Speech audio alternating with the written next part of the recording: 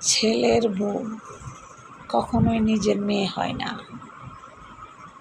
ছেলের বউ, মেয়ের জামাই কখনোই নিজের সন্তান হয় না।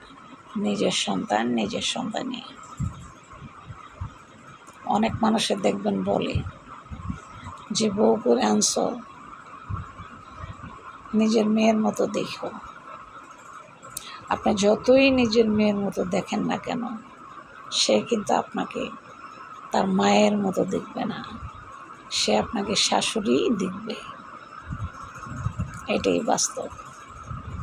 আর মেয়ের স্বামীকে যতই আপনি ছেলের মতো মনে করেন না কেন, সে আপনাকে শাশুড়িই দেখবে, আপনাকে মার মতো দেখবে না। এটাই বাস্তব।